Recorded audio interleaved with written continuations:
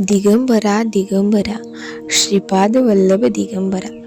नमस्कार भक्तांनो, भक्तांच्या वाटेवर या आपल्या आध्यात्मिक प्रवासाच्या 6व्या भागामध्ये तुमचं मनपूर्वक स्वागत आहे. आजची कथा आहे एका अशा माणसाची जो आयुष्यभर चांगलं वागत होता, कधी कुणाचं वाईट केलं नाही, तरीही त्याच्या आयुष्यात दुःख, अपमान आणि संकट संपत नव्हती. त्याच्या मनात एकच प्रश्न होता, देवा, मी एवढं चांगलं करतो तरी माझ्याच वाट्याला दुःख का? आणि मग एका रात्री स्वामींनी त्याला दाखवलं त्याचं पूर्वजन्माचं सत्य, असं सत्य जे ऐकून तुमच्याही अंगावर काटा येईल. ही कथा शेवटपर्यंत नक्की ऐका, कारण कदाचित आज स्वामी तुम्हालाही तुमच्या कर्माचा संकेत देणार आहे. महाराष्ट्रातील एका छोट्याशा गावात विनायक नावाचा एक साधा प्रामाणिक माणूस राहत होता. घरची परिस्थिती साधी, आई वडील वृद्ध, पत्नी शांत स्वभावाची होती आणि एक लहान मुलगा होता.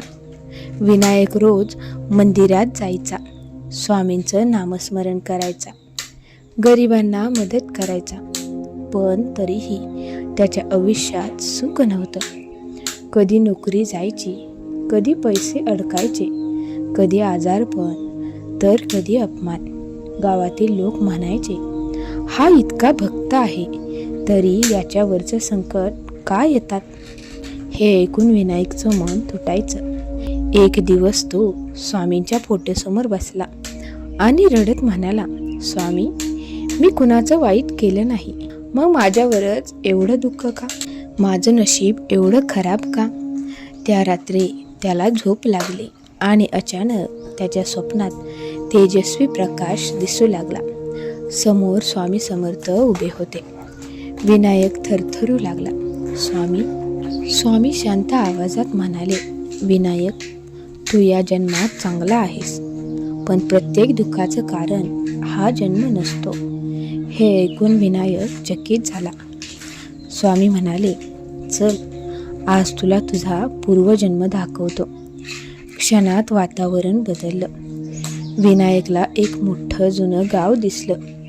मोठा वाडा दिसला, श्रीमंती दिसली, नोकर चाकर दिसले आणि त्या वाड्यात त्याने स्वतःलाच पाहिलं. पण तो वेगळाच होता, अहंकारी, क्रूर, पैशाच्या गर्वात बुडालेला. तो गरीब शेतकऱ्याची जमीन हिसकावून घेत होता.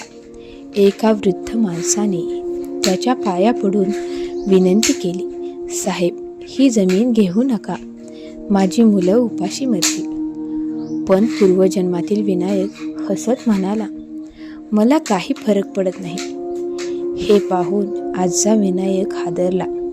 स्वामी, हा मी आहे? स्वामी म्हणाले, हो, हा तुझाच पूर्वजन्म आहे. पुढे त्याने पाहिलं, एका गरीब विधवेचं दागिने फसवून घेतले जात होते.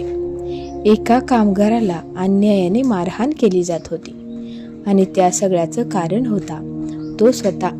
विनायक जोरात रडू लागला. स्वामी, मला माफ करा. स्वामी म्हणाले, कर्माचा न्याय अचूक असतो. या जन्मातील दुःख हे त्या जन्मातील कर्माचं फळ आहे. विनायक घाबरत म्हणाला, मग मला क्षमा नाही का? स्वामी हसले, प्रत्येक कर्माचं फळ मिळतं, पण पश्चाताप आणि सेवा यामुळे कर्म हलकं होतं. म्हणूनच तुला भक्तीचा मार्ग मिळाला. अचानक दृश्य बदललं. विनायकने पाहिलं, या जन्मात तो ज्या गरिबांना मदत करत होता त्यामुळे अनेक लोकांचे आशीर्वाद त्याला मिळत होते. स्वामी म्हणाले, तुझं जुनं कर्म संपत आलं आहे, फक्त श्रद्धा सोडू नकोस. तेवढ्यात स्वामींचा आवाज घुमला, लक्षात ठेव, कुणाचं वाईट करून माणूस काही काळ जिंकू शकतो, पण कर्माचा न्याय टाळू शकत नाही. क्षणात स्वप्न संपलं. विनायक घामाघूम होऊन उठला. त्याच्या डोळ्यात अश्रू होते.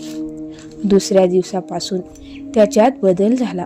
तो आणखी नम्र झाला, गरिबांना मदत करू लागला, आई वडिलांची सेवा करू लागला आणि सर्वात महत्त्वाचं म्हणजे त्याने कधीही देवावरचा विश्वास सोडला नाही.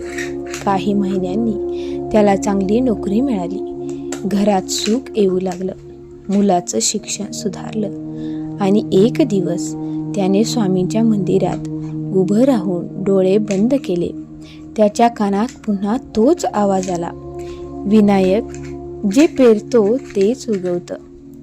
पण भक्तीने काट्यांवरही फुलं उमलू शकतात. विनायकच्या डोळ्यातून अश्रू वाहू लागले. तो मनापासून म्हणाला, स्वामी माझा अहंकार संपवा, मला नेहमी चांगल्या कर्माच्या वाटेवर चालवा. भक्तांनो, आजची कथा आपल्याला एक मोठा संदेश देते. आपल्या आयुष्यात येणारं प्रत्येक सुख दुःख हे फक्त नशीब नसतं, ते आपल्या कर्माचं फळ असतं. म्हणूनच कधीही कुणाचं वाईट करू नका. गरिबांना मदत करा, आईवडिलांचा आदर करा आणि स्वामींचं नामस्मरण कधीही सोडू नका. कारण कर्माचा हिशोब उशिरा होतो पण अचूक होतो. जर तुम्हाला ही कथा आवडली असेल तर व्हिडिओला लाईक करा, शेअर करा आणि आपल्या भक्तांच्या वाटेवर या परिवाराचा भाग होण्यासाठी चॅनल सबस्क्राईब नक्की करा. श्री स्वामी समर्थ.